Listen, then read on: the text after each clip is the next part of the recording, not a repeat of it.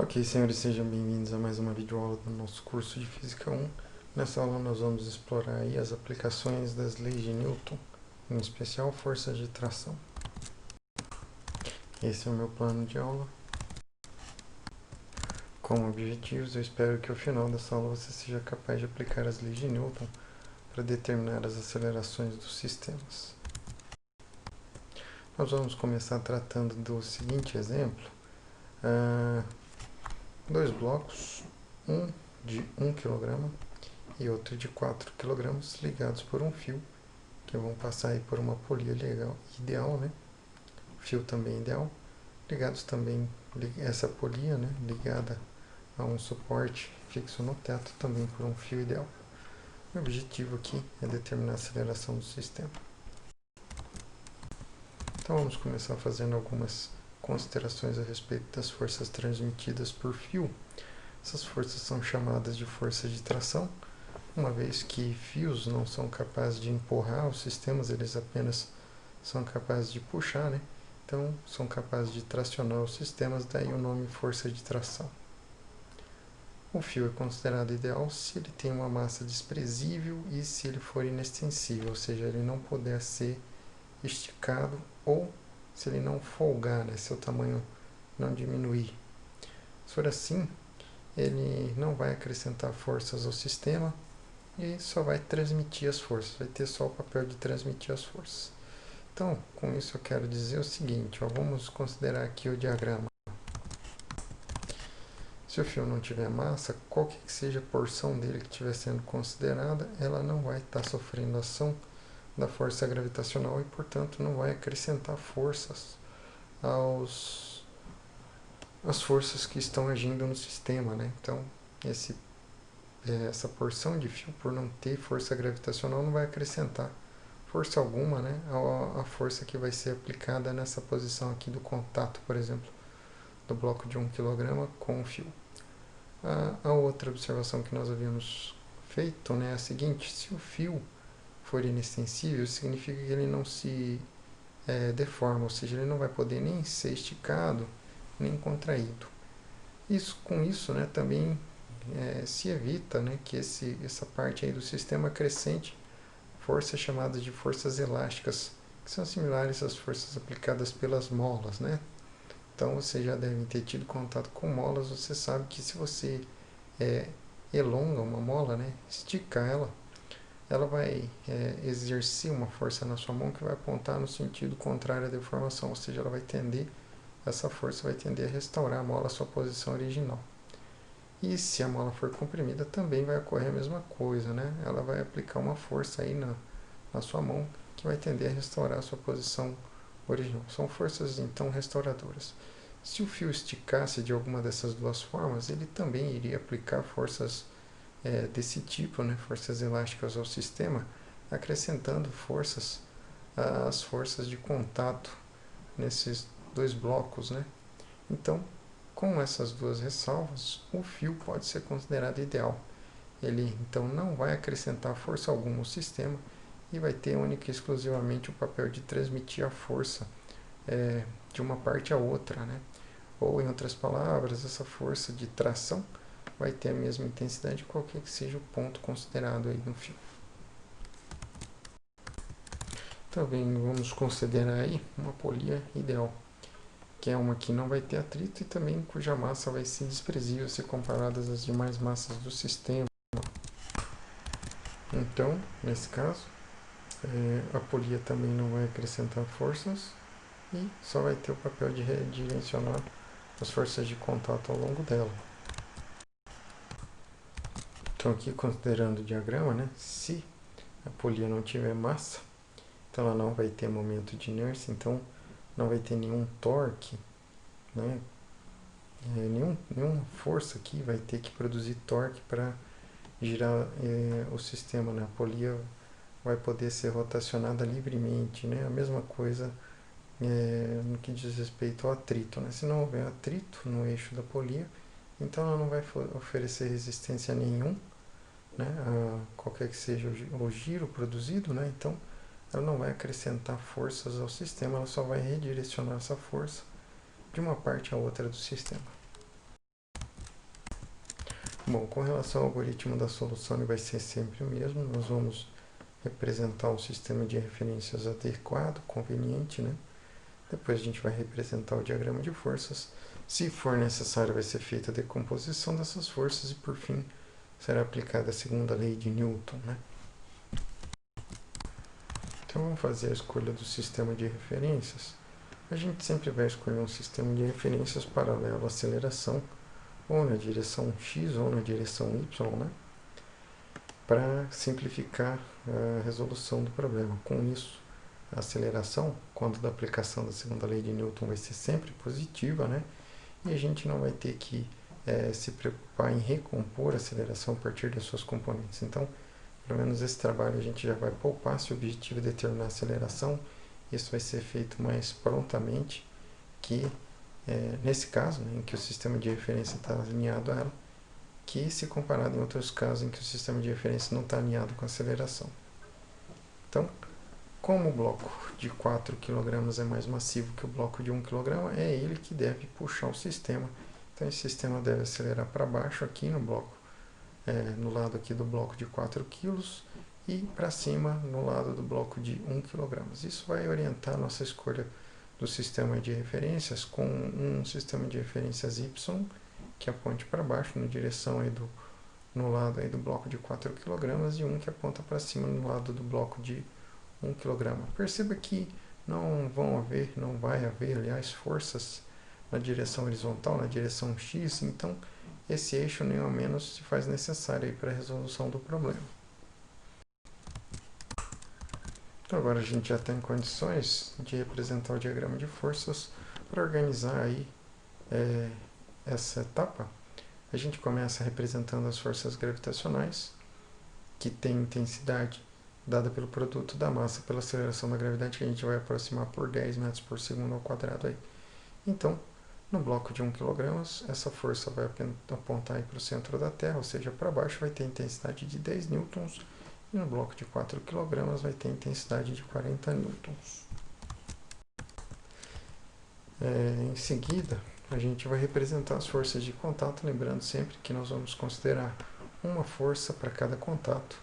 E aí, como os blocos só estão em contato com fio, né? Então aqui no bloco de 1 kg, essa força que a gente chama de força de tração vai apontar para cima, né? E no bloco de 4 kg também, né? Por que diabos essa força de tração aponta para cima no bloco de 4 kg?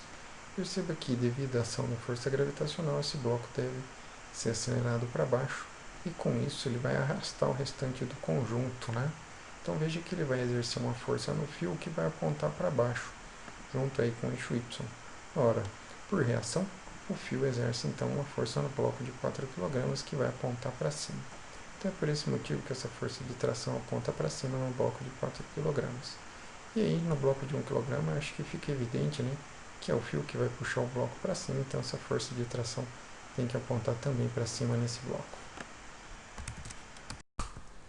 Pessoal, com relação à decomposição, ela nem ao menos vai ser necessária porque todas as forças estão alinhadas com os eixos, né? Então a gente nem ao menos precisa decompor as forças nesse caso. Então, estamos já em condições de aplicar a segunda lei de Newton. Vamos começar aplicando o bloco de 1 kg. Então, força resultante é massa vezes aceleração. Veja que como só há forças na direção y, essa equação vetorial vai se converter nessa equação algébrica. Veja que como nós escolhemos o eixo y paralelo à aceleração, a aceleração vai ser positiva nesse sistema de referências, né? Lembrando que, como eu já havia apontado nas nossas lives, né, a direção do eixo y aponta também, indica também qual que é a direção do vetor j, e isso vai indicar qual o sinal das forças, né, nas respectivas direções. Outra observação importante, como a aceleração não tem componente na direção x, ela está toda na direção y, então a gente vai considerar que a aceleração na direção y é a própria aceleração do sistema, então não vou mais usar esse índice aqui. Então, na próxima equação, a gente vai fazer aí a somatória das forças na direção y. Perceba que, como eu havia comentado, né, a força de tração no bloco de 1 kg aponta paralelo ao eixo y, então ela vai ser decomposta como seu módulo vezes o vetor j. Já a força de 10 newtons, como aponta no sentido contrário, vai ser decomposta como menos 10 newtons vezes o vetor J. E aí isso vai produzir, né, os sinais que a gente usou aqui na equação derivada aí da segunda lei de Newton. Então, por isso que a força de tração aparece positiva, a força de 10 newtons aparece negativa e a massa vezes a aceleração aparece positiva. Nessa equação a gente vai denotar aí por equação 1, nós vamos usá-la mais adiante. Perceba que a gente ainda não consegue determinar a aceleração do sistema porque a força de tração é ainda desconhecida. E agora a gente pode aplicar a segunda lei de Newton ao bloco de 4 kg. Então, de novo, as mesmas considerações que a gente fez vão produzir aí essa equação algébrica. 40 newtons menos a força de tração vai ser a massa vezes a aceleração, equação 2 que nós vamos usar para resolver o problema. Então agora, com as equações 1 e 2, a gente vai montar esse sistema de equações que podem ser resolvidos, que pode ser resolvido somando-se essas duas equações membro a membro, né? O que isso significa? A gente vai somar membro esquerdo com membro esquerdo e membro direito com membro direito, né? Deixa eu fazer só uma observação aqui. Percebam que as duas forças de tração têm a mesma intensidade T, porque o fio é considerado um fio ideal, tá? Como esse fio é ideal, ele não vai acrescentar forças, então a força de tração vai ter sempre a mesma intensidade ao longo do fio, então aqui ela vai ter a mesma intensidade do que aqui, por isso que ambas as forças têm intensidade T, nessas duas equações. A outra observação que eu vou fazer diz respeito à aceleração. Veja que quando esse sistema for liberado para se movimentar e que ele acelerar, o fio vai estar sempre tenso. Se for assim, os dois blocos vão se mover com a mesma aceleração, porque veja, se o bloco de 4 kg tivesse mais aceleração que o bloco de 1 kg, o fiozinho deveria se esticar ou se romper, né? O que não acontece.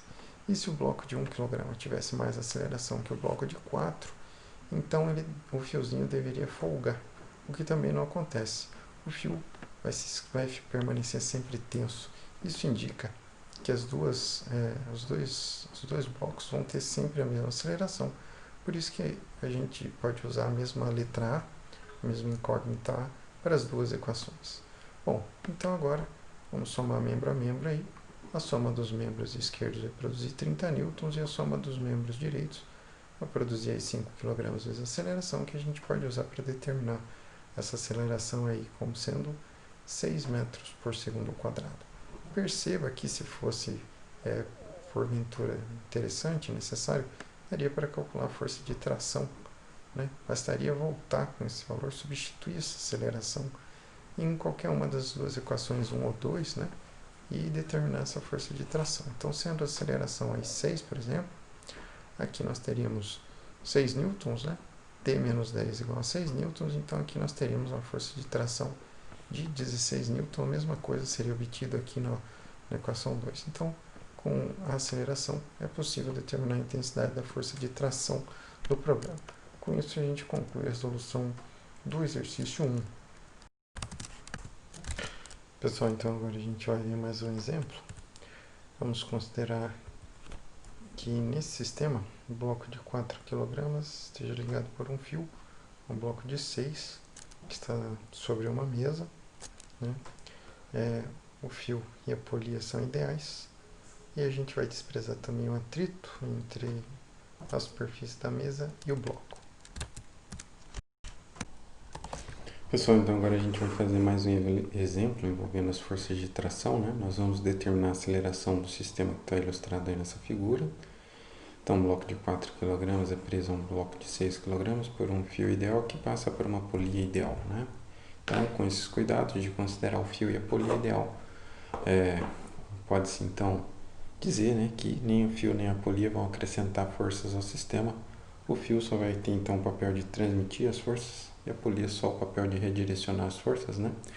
Então, a intensidade da força de tração vai ser a mesma em qualquer ponto no fio, uma vez que ele não acrescenta forças, né, ao sistema.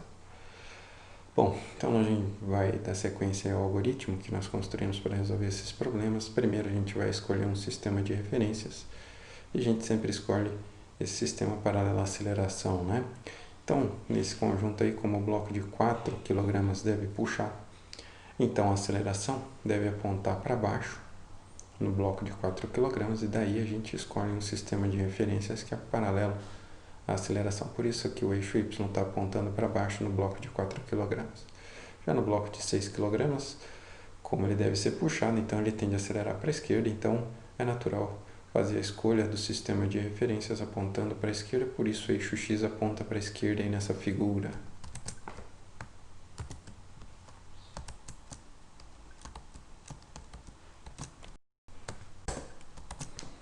Agora a gente vai fazer o diagrama de forças para organizar o nosso pensamento. Começamos sempre pelas forças gravitacionais, cuja intensidade é o produto da massa pela aceleração da gravidade, que a gente vai aproximar por 10. Então, no bloco de 4 kg, essa força vai ter uma intensidade de 40 newtons e vai apontar para o centro da Terra, como está ilustrado, né? Já no bloco de 6, vai ter uma intensidade de 60 newtons. Depois a gente desenha as forças de contato, uma força para cada contato. Então, aqui no bloco de 4 kg, como ele está em contato único e exclusivamente com o fio, dessa interação vai surgir uma força de tração que vai apontar para cima, né? Por que essa força de tração no bloco de 4 kg aponta para cima? Bom, porque devido à força gravitacional nesse bloco, ele tende a acelerar para baixo, então ele vai puxar o conjunto, então ele vai exercer uma força no fio que vai apontar para baixo. Por reação, o fio então exerce uma força no bloco que aponta para cima. E aqui no bloco de 6 kg, o contato se dá com o fio, de cuja interação vai surgir uma força de tração, vai apontar no sentido aí para a esquerda, né? Uma vez que é o fio que vai puxar esse bloco. E devido à sua interação com a superfície, como a gente tem aí uma interação entre superfícies, disso resulta uma força normal, que vai apontar para cima, como a gente já vai entender, e perpendicular a essa superfície. Por que a força normal aponta para cima aí nesse caso? Porque devido à ação da força gravitacional, o bloco de 6 kg deve comprimir a mesa, né? Então, deve exercer uma força nas partículas aí do contato, na região de contato, né? Na mesa que vai apontar para baixo. Então, por reação, essas partículas vão exercer uma força aí no bloco que vai apontar para cima, e é por isso que essa força normal aponta para cima aí. Então agora a gente vai verificar se é necessário fazer uma decomposição, mas aí vejam que todas as forças estão alinhadas com X ou com Y, então não há nenhuma força desalinhada, então é desnecessário proceder à decomposição das forças. E por fim, então, a gente pode aplicar a segunda lei. Vamos começar pelo bloco de 4 kg. Essa força resultante é a massa vezes a aceleração. Só que nesse caso aí só temos forças na direção Y. Então essa equação vai dar origem a uma única equação algébrica. A força resultante na direção Y vai ser a massa vezes a aceleração na direção Y. Como não tem aceleração na direção X, esse índice Y é desnecessário porque a aceleração vai ser exatamente a sua componente Y, né? Então aqui eu já vou substituir a aceleração índice Y por aceleração apenas. E aí a soma das forças na direção Y vai ser, conforme que a gente pode ver no diagrama, né? 40 newtons positiva, porque ela aponta na direção Y.